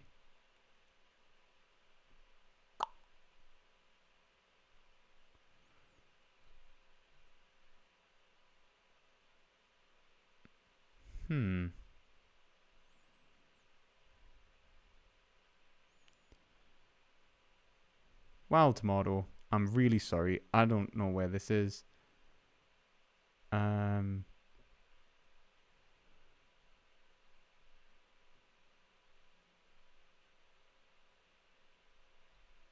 I'm just gonna give up.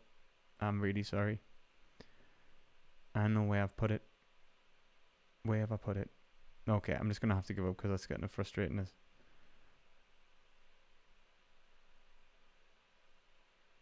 I think it's in like another stream. It's like, isn't it? Am I doing more street interviews? I definitely will once I've had the vaccine.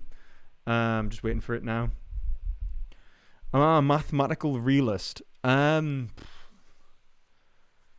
I think a mathematical realist in the sense that I think that maths is a form of equipment which relates to the ontology of a quantitative reality. So I'm a realist in the sense that I believe that quantities exist and are undeniable, and I'm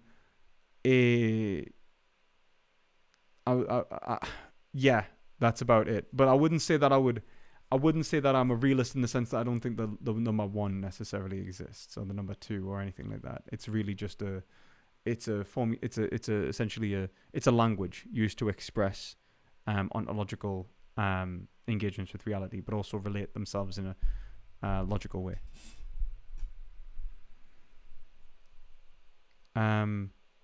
So yeah, babies are supposed to comprehend verbal language way before they can communicate. Wait, how would you know? Are you gonna ask the baby if they comprehend? They don't act as if they comprehend. Like that. That's kind of one of the main. I've never seen arguments that a baby's like, you're like, oh, like, hello son, like, how do you feel today? You feeling great? Like, yeah, you feeling good? Or like, oh son, what do you think of the political system in China? And it's like a baby, and it's just like, they don't communicate like that. I just don't see any evidence for that. Like, do I think that they can have forms of pre-linguistic communication? Absolutely. Pre-linguistic communication, yes. Do I think that they can engage with language and understand that something's happening pre-linguistically? yes, they can have a value response to language, which would be necessitated for them to be able to learn language in the first place. They need to be sort of motivated to learn it. But like, yeah, I don't see any evidence to say that like a baby, like a proper little baby is, I don't know why it's that small, but no, I don't. But do they follow instructions, or do they comprehend reward-based like scenarios? I'd have to see that. You're gonna have to send us the links, stupid vegan, on Discord. Show us your evidence, and I'm not twisting your words, man. I'm not actually strawmanning you. It was a joke, stupid vegan. Like, I'm not like I know that you don't think that. Don't ask babies about China. They're all tankies. I like that. Don't, man. Stop it.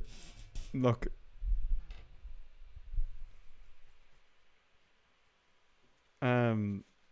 Life is really a nightmare sometimes. I'm getting an air purifier tomorrow. Hopefully, will do until I move out next week. Any tips on how to temporarily deal with insecticides in the house? It's awful. My grandpa thinks literally spraying an entire can. I would say just stop using insecticides, man.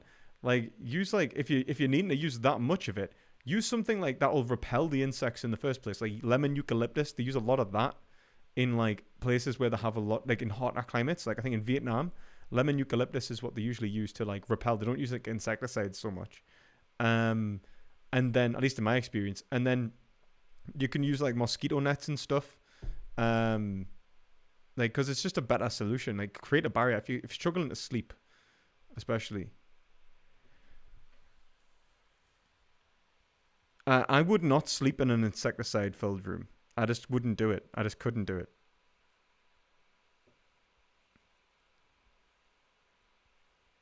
No, I'm asking, stupid vegan, for you to send me your studies.